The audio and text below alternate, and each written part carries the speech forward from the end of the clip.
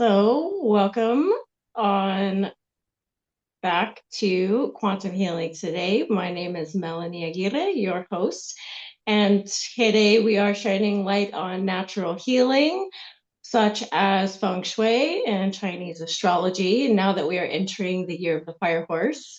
And so I am excited to bring our guest, and I'm honored to introduce our amazing guest today. She is amazing, Master Clarice Chan. She is one of Singapore's top Feng Shui masters and Chinese astrologers, known for her strong intuition and natural ability to sense and work with energy. Over the years, she has brought an international client base across Singapore and the United States, Australia, New Zealand, and the UK, Hong Kong, Indonesia, and Malaysia. Master Clarice has received the Alchemy Award for the Conscious Life Expo in Los Angeles for transforming lives through spiritual alchemy. She has also been recognized as one of 2026 Best Five Psychics in Singapore and named Visionary Person of the Year in Southern California, and was nominated for one of Singapore's Spirit of Enterprise Award.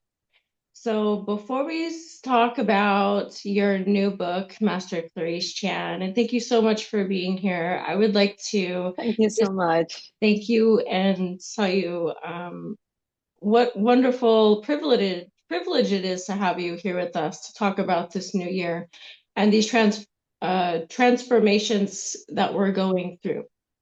So let's start with you first and how you got into Feng Shui and Chinese astrology and how that brought you to writing books and also to helping others. Okay, so thank you, Melanie, for having me here. It's so wonderful. And it's interesting when you said that we are entering the horse year, but actually we are already in the year of the horse. So, it is good to know that you can feel the energy already running at the moment. Although Chinese New Year is just about a few days away, that's when we do the actual celebration. Well, myself, I got into natural healing. Actually, I started out as not a feng shui master. Actually, I started out as a Reiki master many years ago. Uh, after I recovered from a surgery, and I decided I need to have healing for myself, and that was when I set out to look for natural healing. And then, of course, from a very young age, I was interested in the tarot, and I have been doing the tarot forever. Not something that I took a course on, something that came natural with me. And when I decided to leave the corporate world, I was a travel agent a long time ago. And I decided that, well, it's time I leave the corporate world to walk my path, so to speak, in the light world. I started out, doing tarot readings and Reiki, and then, but see, Feng Shui is a very natural path for me because, I'm in the culture itself. I grew up with learning about the elements through family, through culture, and so forth. But I didn't actually formalize the training till 2004. So we're talking about now we're in 2026, so we're talking about like 22 years ago. So, well, that's a master number. Perhaps I have come into mastery after all. And yes, so went into Feng Shui more seriously from then with encouragement from friends. And then, of course, from the clients that I have, that kind of shifted over from like tarot to Reiki, other modality of healing, and then they naturally follow me into becoming my clients for Feng Shui, and then I never stopped. I was just there. Now my work, I mean, of course, as a Feng Shui master, we do have to learn. We do have to do Chinese astrology. That is, a part of Feng Shui. It's like Feng Shui for the environment, Feng Shui for your house, and you have Feng Shui for yourself. So Chinese astrology is what I'll say is Feng Shui for yourself. And of course, that we I use the broad term Chinese astrology, but we call it Bazi, which you are more familiar with, and some call it the four pillars of destiny. So it's been quite a journey. And then 2015, I started going to actually 2014, I started going to Conscious Life Expo. And I have been back ever since, and I will be up there in out where you are in Los Angeles in about a week. It's very, very exciting, and it's going to be nice to see you again. And before we Yes. talk about what you're going to be doing at the expo, because I would love to have you share with everyone what to expect when they come to see you, because I believe you're going to be doing the open ceremony as well. Is that right?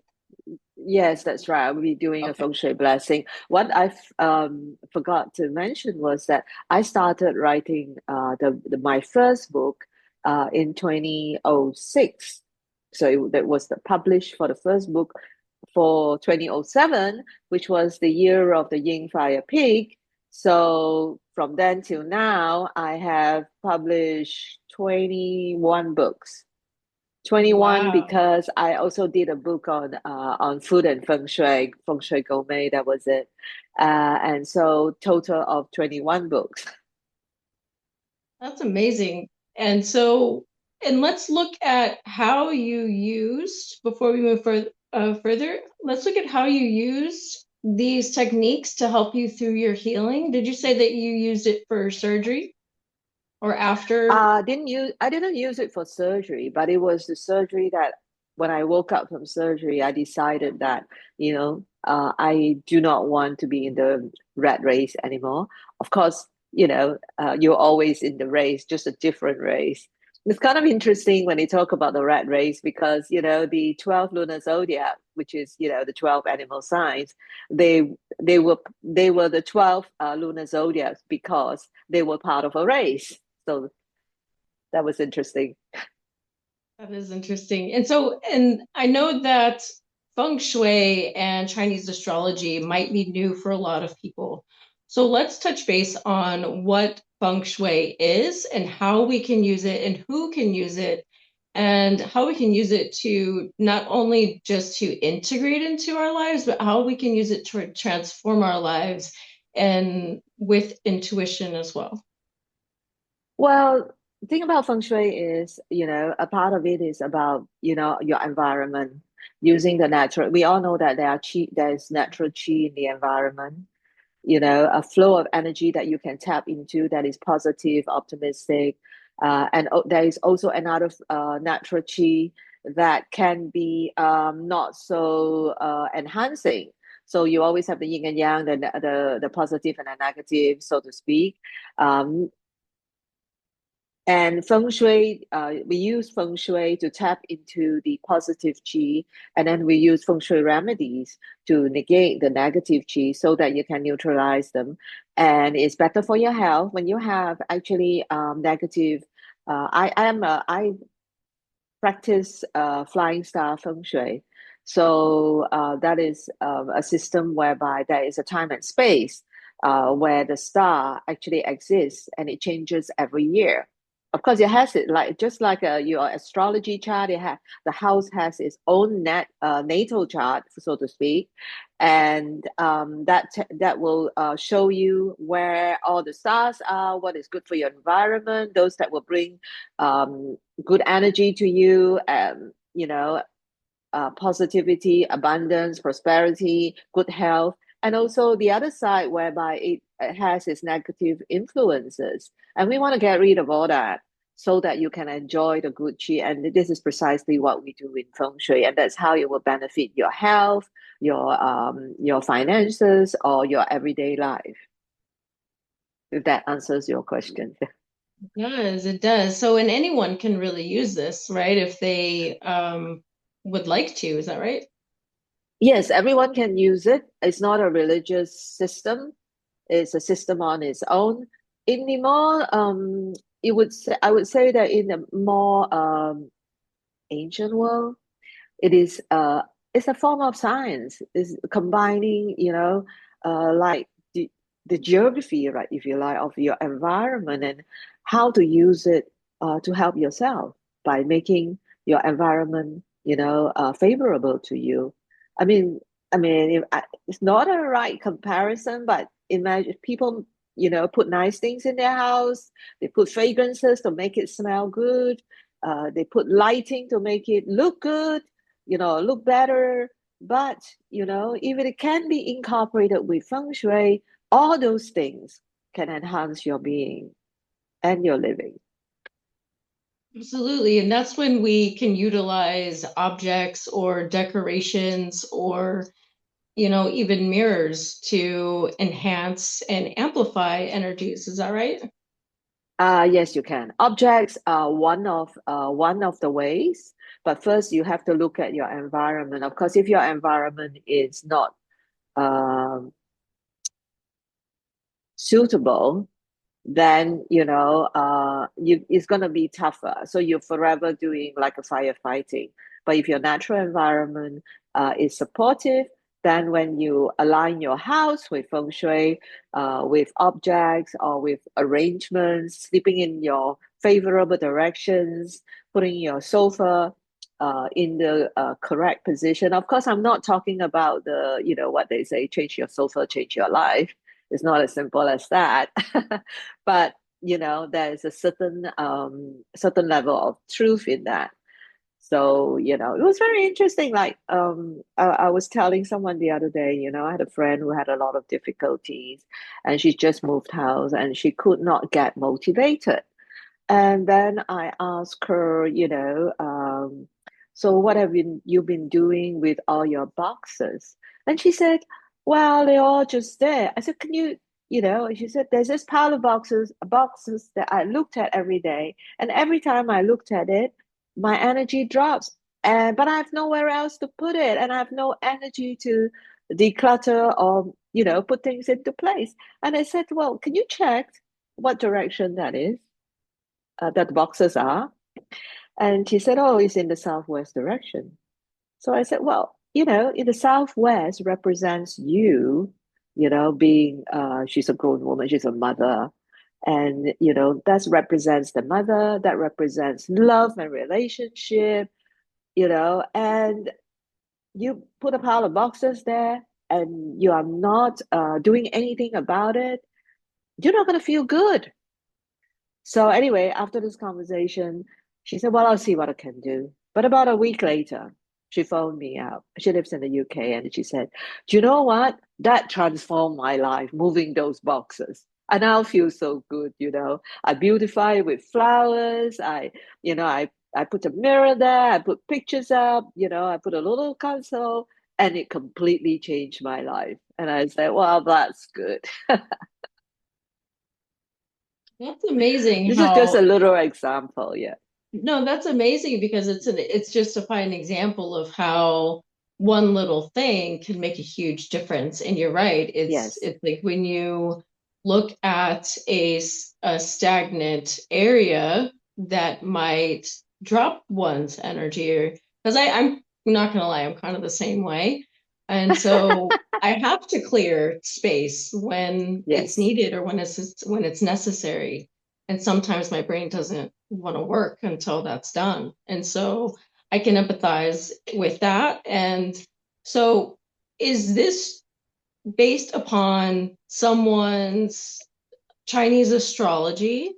And is that the objects or the placement of the objects, is that going to be determined or based upon what they're needing in their life? And you mentioned how we need that positive and negative. So let's talk about the auspicious and the inauspicious directions and how those placements can either benefit or cause energy to block our pattern or So the way we're going.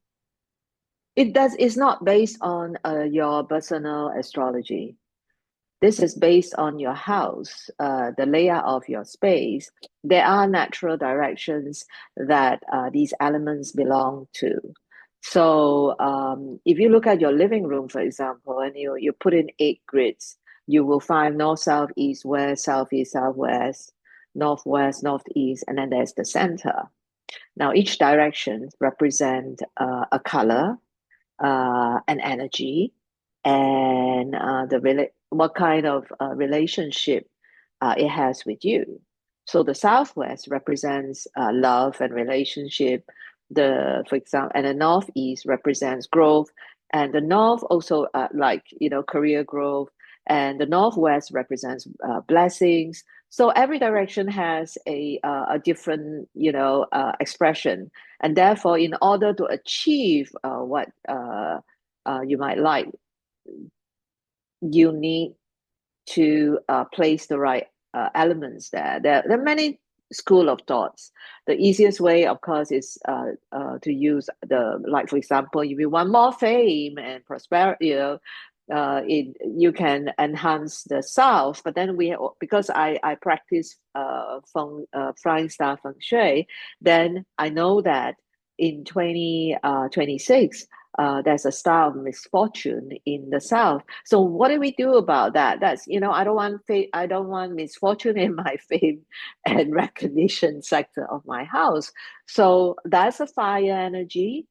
And the star that is moving into that direction is of earth energy. And because of the 5 elements, the earth will be strengthened by fire. When the fire burns, it produces ash. So that result is earth.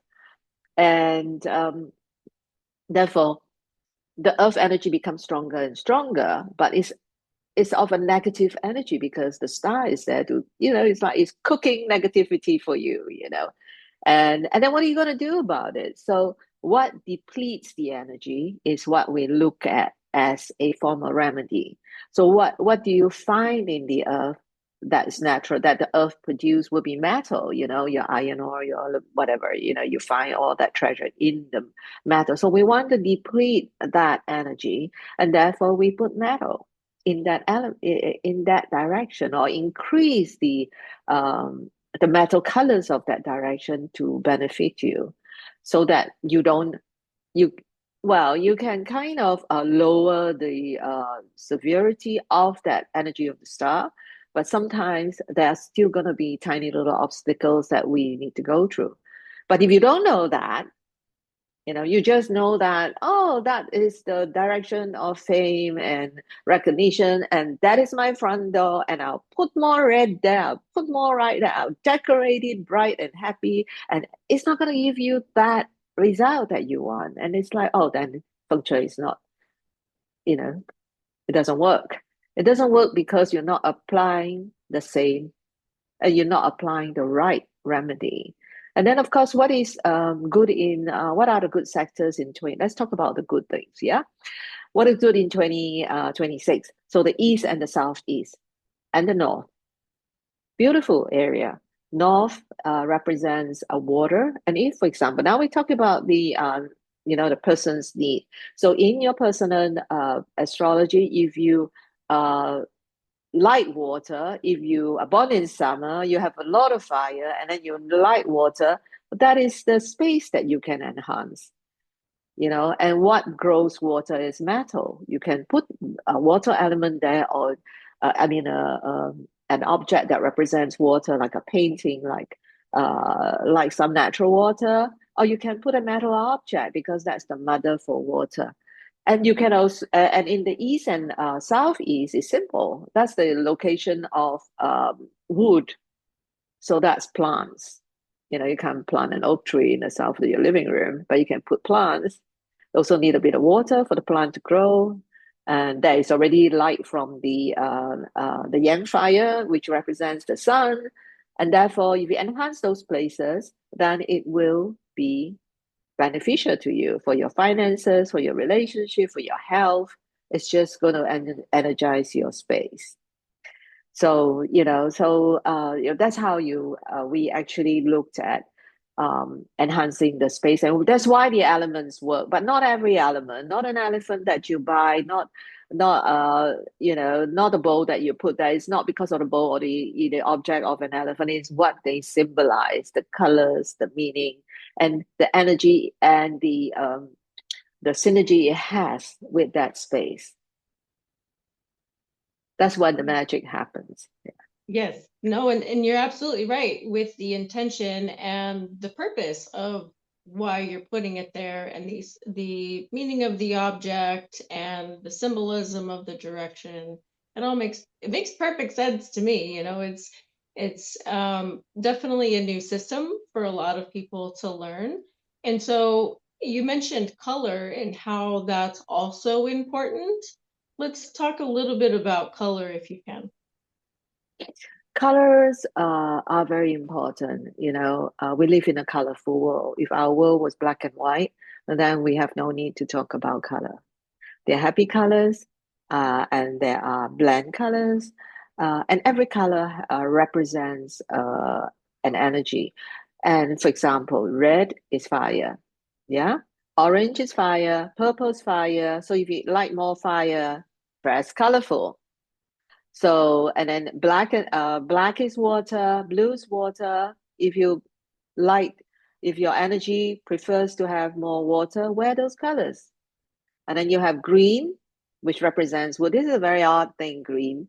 So every time I ask people, what do you think is the color of wood? They always tell me it's brown. I said, no, it's not brown, it's green. It's why green? Is it because, yeah, what are the colors of the leaves? They are green. So that's wood. But they're thinking of the trunk and our furniture that's made out of wood, and therefore wood is brown. I said, no, no, no, I'm talking about a living plant or a tree. And so that's quite funny for me whenever I ask someone and they say, it's brown. I said, no, it's not brown. Brown is earth. The earth energy is, if you look at the earth, we say it's brown, it's cream, it's yellow. Clay can be slightly, to they are earth tones basically. And metal is white, very simple white. And gray is sometimes being looked at. Gray is always a gray area. Some masters actually term gray as water, but gray to me is metal. And then you have what other colors do we have? We talked about blue. We have talked about, but we're talking about all shades here. You don't have to wear bright red, or you don't have to wear, solid black. It can be a different a shade of the colors. You can so like pink is part of the red family. Lilac is part of the purple family, and that's all part of the fire elements. So we talked about water, wood, metal, and we talk about fire, and then we talk about what haven't we touched on? Pretty much that, right? Metal, water, wood, fire, and earth. We talked about all five elements, which are the law of exchange in Chinese metaphysics. They produce each other, and they can destroy each other or control each other. When you have too much earth, you need to deplete it. When you have too much wood, you need to trim it down so you can, and prune them. When you have too much water, then you need some earth to actually stabilize and control the direction. Otherwise, water is just flowing everywhere. It's not going to be constructive for you. Yeah, it's just like a tsunami. Yeah, no, thank you for mentioning the food as well, because I am familiar with the different types of elements that we consume. And so, can you share with us how important that is to balance out that intake as well? Yes, because food are divided also into the five elements. Everything that's like bitter or spicy, we can say is like a fire energy, and then sweet is like an earth energy, and then you have, and then of course there is water. So there needs to be a balance, and every energy has, for example, the liver is wood energy. So if people are drinking too much, then they need to increase their wood energy. It's bad for their liver. So then what do? You need to eat more food that has wood energy. So what's wood energy? You're talking about more vegetables. So then you can actually, but not all types of vegetables belong to the wood element. There are, within the vegetables, there are different because there are the fruits and there are, there are leafy vegetables and there are beans. So you have to look at that. So I can't go into that minor details at the moment. And then, of course, sugar, then if that meat, they're all under the earth energy. So depending on what you need, then of course there is the heart, that's fire energy. So what's good for the heart? If you got a weak heart, then you may have to increase that of um, um, increase the element that of the type of food you eat. Like it's very interesting. Like in the Korean dish, in the Korean cuisine, rather, there is a dish called I think the bibimbap. It's like the colors of it's got all different colors. It's got 5 different colors.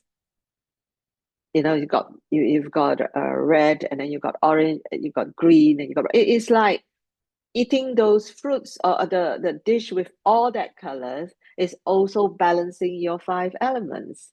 So there are many different ways of doing it. So it's not really just changing your decor or decluttering. It's really changing what you consume and Yes. in collaboration with your thoughts and your mindfulness. It's all conscious, Of right? course, it's conscious. So if you don't believe in it, that's ooh or whatever, then you're not going to do it. But why not? I mean, you're eating anyway. Why not eat a balance of colors? Why not eat a balance of food? Why not select food? I mean, we all have preferences, but there's some food that like if you need more fire, even like a bit of a bitter or sour energy can help you. And I'm sure you can find that in some kind of sauces, not just natural sauce that you make. You can find it in them. And that's why some people take certain sauce or fruit and then they get bloating, or they get indigestion.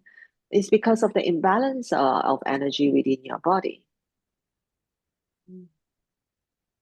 Yes, yes. So it was very interesting. There was some years ago, I mean, this time of the year, from about November to about February, is the super busy time for me, right? I mean, it gets busy. I finished writing my book publishing the book by about October. And then, you go into the whole marketing program and I run into aligning people's houses, their personal readings, all the way until I get on that plane to get to Conscious Life Expo. I'm a big mess when I get there, because it's like, oh my God. But the thing is, um, then there was one year. I find that I was moving slower and slower, and I could not understand why people can tell you all kinds of things. Oh, you're aging, you're this, and it's all, and I like, I don't know what I'm doing. Why am I slowing down? Why am I not? I couldn't find, and I find that not just slowing down in my movement, but my thinking. And also, it's like my body doesn't do some of what is natural and what, is natural phenomena. It's not doing anything. It's like it's still. And I was like, this is not right. Anyway, I happened to be in an area whereby my TCM, my sensei or my Chinese traditional medicine doctors there. And I went to this. I said, oh, why don't I go check with him? Maybe I have acupuncture and so on. He went in and he took my pulse and everything. And she said, you know what? You're completely dehydrated. He said, your blood cannot flow properly with your circulation. Your blood pressure is so low to the point of crashing. You have to drink water. And I did. I didn't feel too thirsty. I don't know why. It was probably because I was busy. I forget about these things. I don't carry a water bottle around. But then it was so simple. I forgot water. And so she said, just drink water, drink lots of water, and that was, and true, because I drank water, I drank lots of water, and then my blood pressure went back to normal, and then I could function again. I still forget to drink water every day, so, I but I'm agree. better now. I agree. Water is challenging. It's challenging to consume. I'm not Yes, gonna lie. I like to add lemon and some salt in mine sometimes. yes. I know coffee doesn't count, but It's still what type liquid. what type of energy is coffee? That's a good question. It's brown, isn't it? Yes, black So, and it brown. depends on what you have in it. If you have sugar in it, it's earth energy. If you have it black, it's water energy. But it's hard, it's still warm, so it has a combination. I think a lot of things are not of one energy these days. It's like in ancient times, there's no washing machine. So what element is washing machine? Well, it's made of metal, but it won't run without water and fire. Electricity is fire. And then, so and then you need water. And then you need put something else in it. So a lot of these things are mixed energy. It's very hard to define, like, oh, that is metal in today's world, for example. So this is really bringing all of the elements into creation. So Yes. we really do live in a magical world. Yeah. So like we are talking now over the internet, right? We're on Zoom, we're on YouTube. What energy is that? Air? Well, that's Western astrology. There's a sense of truth in there. Is we are on air, but it's fire energy. Big and then but what are we speaking through? The computer, we still need metal, you still have the hardware and the software. So it's a combination. Right. It got harder to define what elements each object is made of because they are a combination. Yes. And as we learn to incorporate those into our lives, like this year, let's talk about Yes. this year and how we can and what can we can do to enhance healing, not just on our individual level, but a collective level, and what else we might be able to address this year. Well, the fire horse, for example, fire. I mean, in most years, you have a double or there are a total of 5 elements, and in most years there are a combination of elements. This year we have a lot of fire. You have the yang fire. That's why it's called a fire horse. It's the yang fire, and then it's the horse. It's also of fire energy. The horse belongs to the south, the location of the south. So that's also the grandeur direction. So the horse as a zodiac becomes the ruling zodiac. It's fire energy. It does have earth in there, but it's not a lot. And with the over abundance of fire, this is really a fiery time. And you can see that how actually the energy of the fire horse came in around December, sometime in December. That's the clash month, the red and the that's the month of the summer. I think it's sometime towards the mid. But this year is a bit strange. You notice that we're going to expo in later of February. Usually is the beginning, but the our solar spring, which is the Li Chun, it's always around the 4th of third or the 4th of February, and that is what we call is like in block. What's that pagan festival? Is it M block? No, M block. In block, right? In block, in block. I think it is. It came. It's a bit like that. It reaches a point whereby the Earth, the longitude is at 315 degrees of the sun, whereby it represents a moment where it crosses from winter, the first stroke of light crosses the from winter into the first stroke of light of spring. And that's when the energy, that is the precise day and time, which is 4:02 a.m., 4th of February 2026, the fire horse took its first step into the year of 2026. So, but of course, by the time we run into Chinese New Year, it's fully in. But it's in. You don't have to wait till Chinese New Year. So, because the changeover of the zodiac is 4th of February. So, it's very important. Children born before the 4th of February, they might belong to the year of the Yingwood snake. And then anybody born on and after that will belong to the year of the Yang Fire Horse. This is very clear when we do Chinese astrology in Bazi. Unless you're doing a different form of Chinese astrology, like the Emperor Star astrology, which is more commonly known as Purple Star astrology, then you use a lunar calendar. The Chinese New Year is based on a lunar calendar, which is why it's also the lunar calendar. So, having said that, so now the horse, although it has a lot of fire, it doesn't have any supportive element. It doesn't have what feeds to the fire is the wood. It doesn't have wood to support it.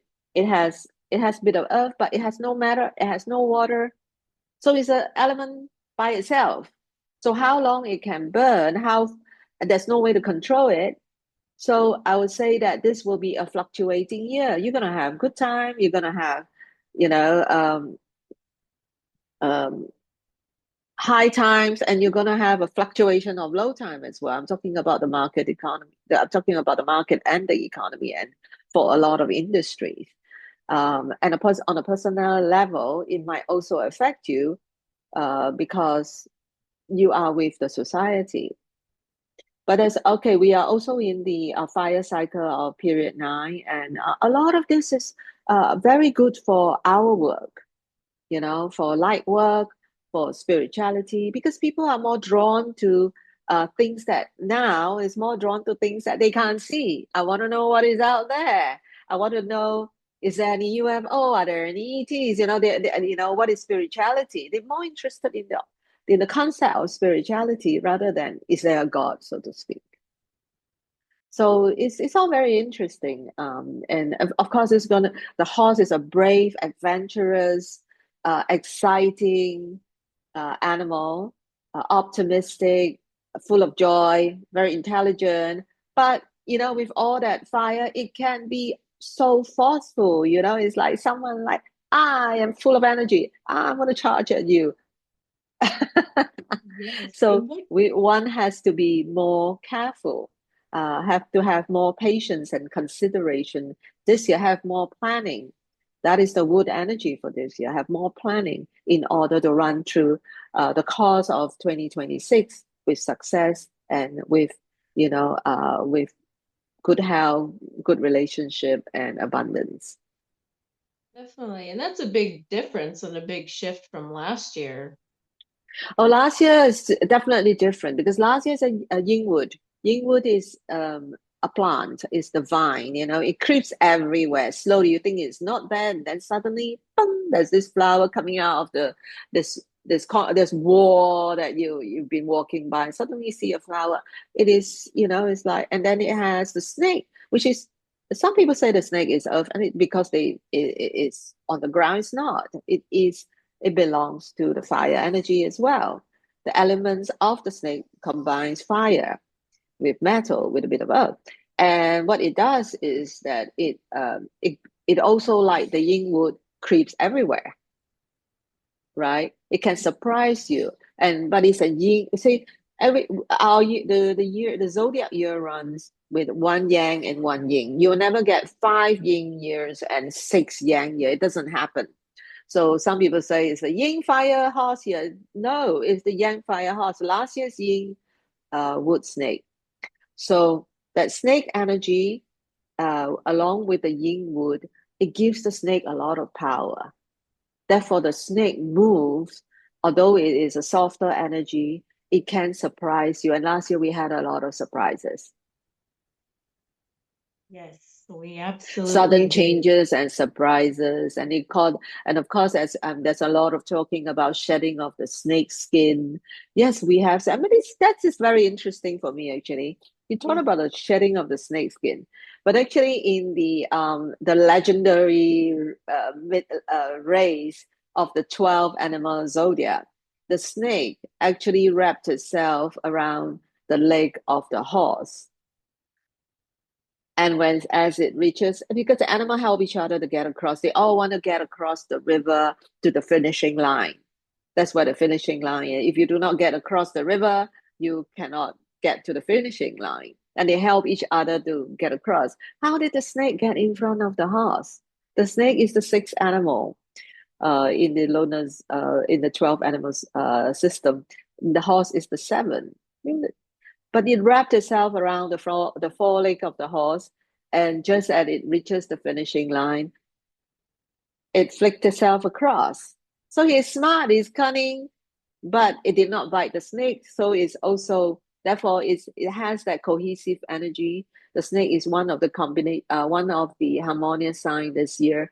As a zodiac, it doesn't have a law, doesn't have many auspicious star around it, but it has a cohesive energy with the snake, and therefore that energy is going to take it through.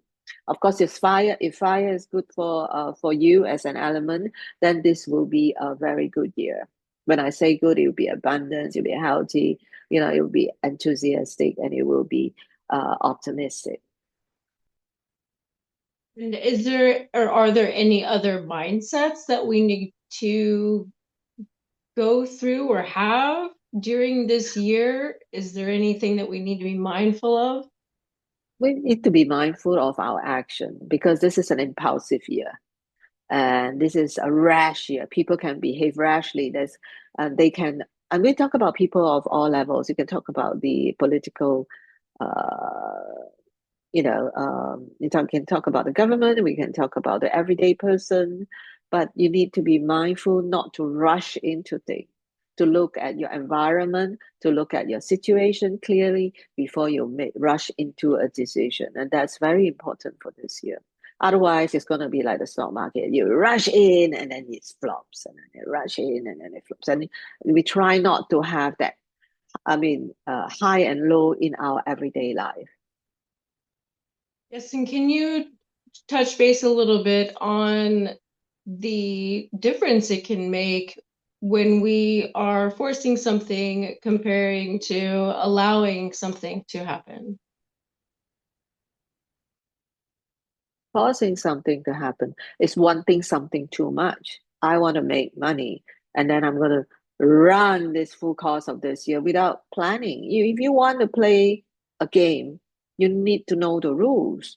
So do your research and plan, and then take your action, and then the action will produce the result for you. But if you are just always on the front line, I'm just going to do this and I'm just going to do this until I get a result, then you're not going to get it.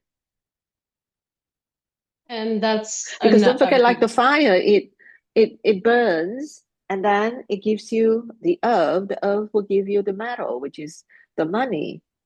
But if you just keep burning, I'm just going to burn because fire will produce earth for me, you're going to get charcoal. Interesting how that works, right?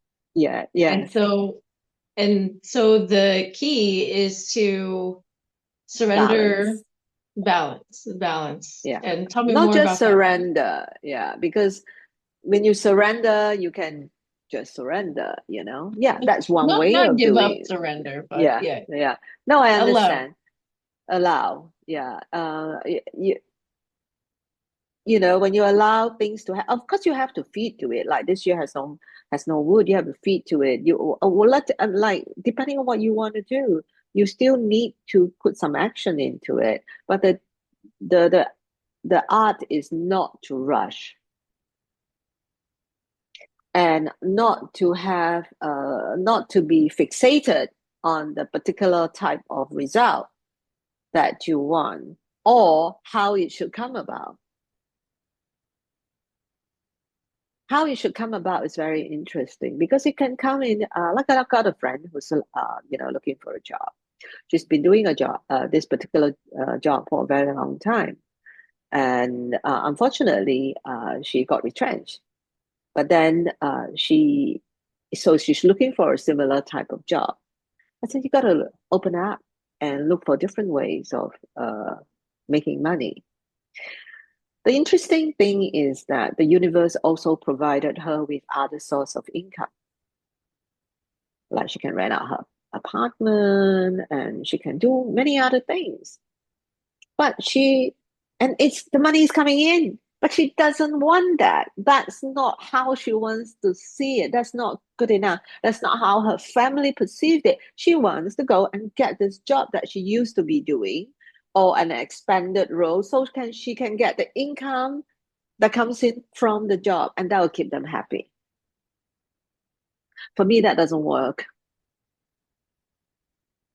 I don't know That's a about it. good Yeah. example. No, that's a good example to share on how we can limit ourselves and we can even block certain pathways for ourselves, right? From Yeah, creating because that then if abundance. you yes, then because if you keep going in that direction, I want to get a job, all these don't count, you might not be able to rent out your apartment and the money stop coming in. So money come, I mean, if money or finances is what you're looking, it come in from all sorts. It come in as a gift, it can come in as a trust, it can come in as a from a job, it can come in, but abundance is abundance, prosperity is a prosperity. It doesn't mean that you have to get it in the way that you want it. Right. Right. And I've learned to just say yes and just keep saying yes to whatever comes because that creates more abundance. Yes. Just keep saying thank you. And Yeah. so Of course the next, of course you have to be you have discretion, you know. yes, grateful, Yeah. gratitude. And so let's Yeah. talk about that balance now of gratitude and mindfulness and how we can also use that towards our benefit with this. Well, you know, if you're just looking at mindfulness and consciousness, you're using the resource energy. So if we are looking at the resource energy of the year, it doesn't have any. It is just burning by itself, like the sun is just burning by itself. So it burns until you burn out. So basically, when you're using planning and contemplation and meditation, you are using the resource energy. So in this year, you're talking about wood energy. So that feeds to the fire. But I don't think the fire needs more feeding. So it does need, is to plan how you have this energy that is running. What are ways that you can maximize your potential with this running energy so that it can result into what you want to achieve. So I don't know if that makes sense to you. I mean, if that answers your question. Yes, it does. It does answer the Yeah. question. Yeah. Too much contemplation this year will also result in too much fire, too much, it creates an impatience and then there's no action. So you still have to have that resource energy, you still have to have that action before it can give you a resultant energy that can produce power. So when I say power and status, it can produce stability for you. So So action. it depends on what you are looking at. If it's just pure, some people just like to, for example, they like to produce, but they don't care what they're producing, and then they're producing, and then that's like at the end of the day, it's like I produce all these things, but they're not growing anything for me. I don't know why I'm doing them. And so, it's like you're just growing everything, but in the field, but you have no constructive idea as to what you're growing, what you're selling. It's just everything. Then it's very difficult. You do have to streamline it. You do have to like streamline your thoughts so to be more mindful. So you come back to mindfulness. So mindfulness is very important this year. It makes a lot of sense being more in alignment with our thoughts and, like you said, action and alignment with our intentions and the directions that we want to go. Because if we don't, we're just gonna Yes, then falter, you right? just yeah, Just yeah, stuck, you just yeah. stagnant. And what Mm. does Not that create? necessarily, not necessarily stuck. If you're mindful, if you're not mindful, you just let the energy pulls you.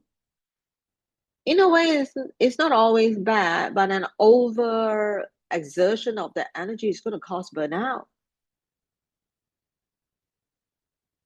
And so what's the And then when best you thing burn out, for you me? still you balance. Yes. Best thing, that's what we always talk about in the five elements, a balance of energy.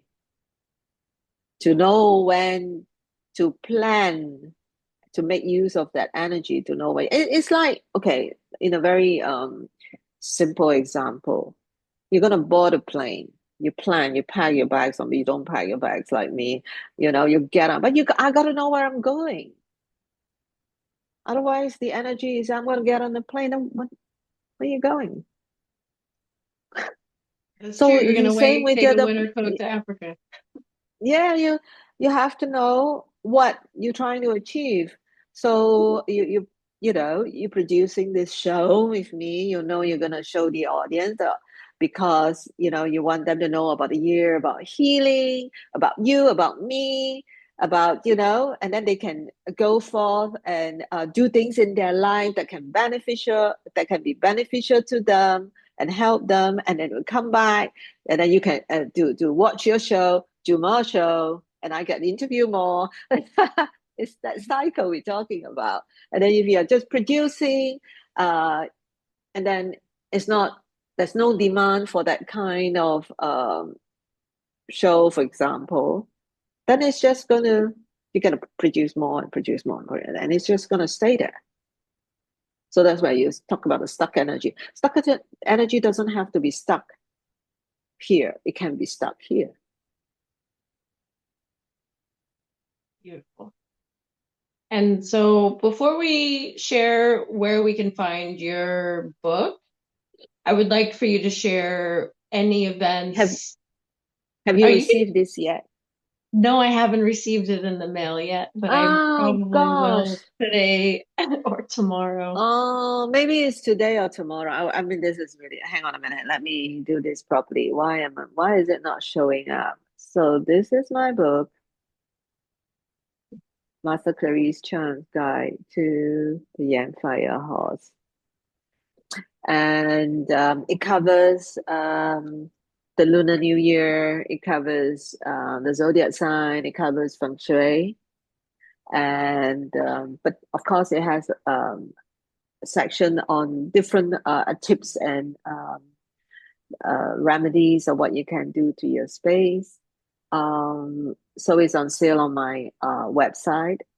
And I think you have my digital, there's also a digital version that you can um, we can share with our audience.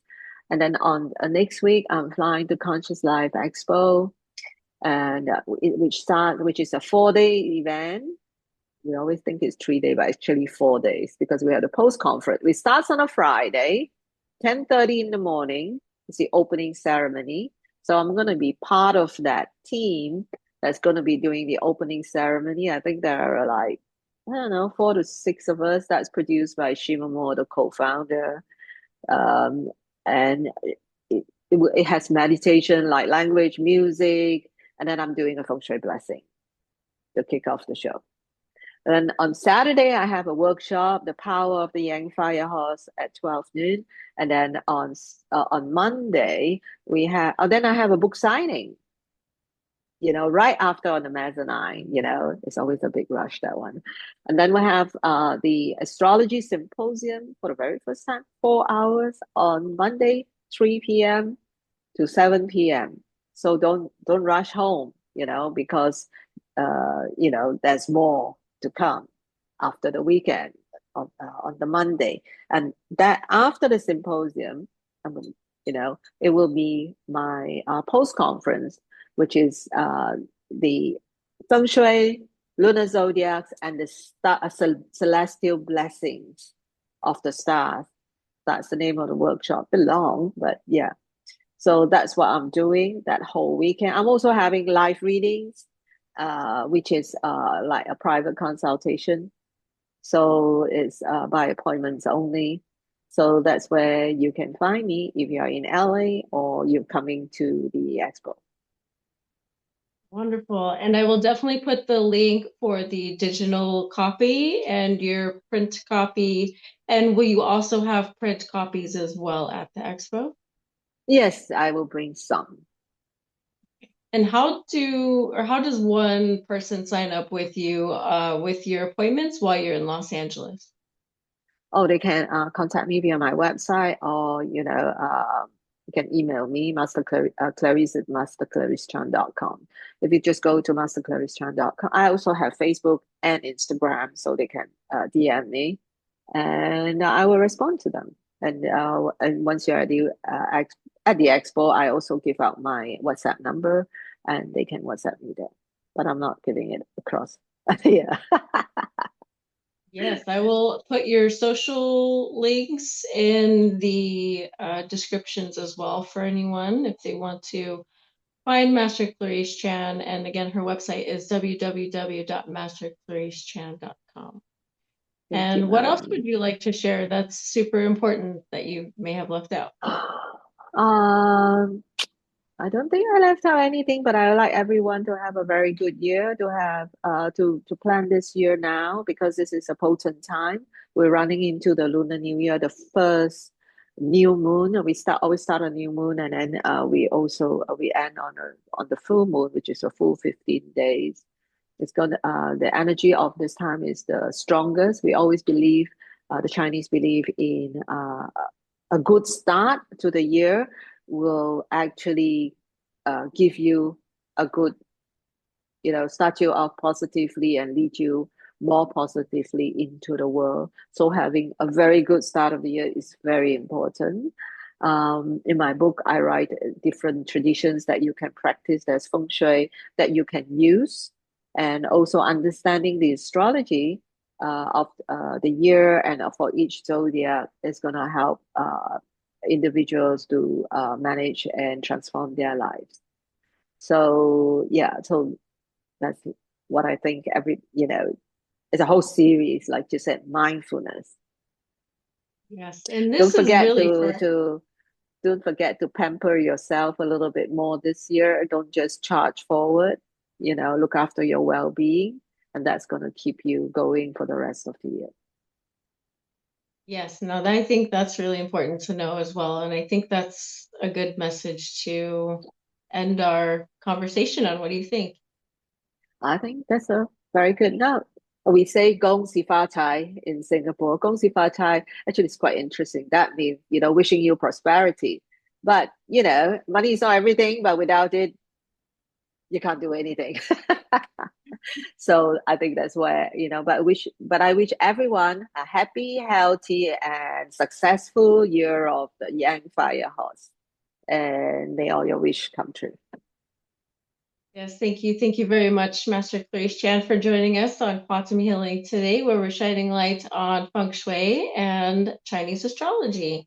Thank you very much for sharing with Thank us you. and sharing your light with us today. Thank you. Okay, thank you. Bye, everyone.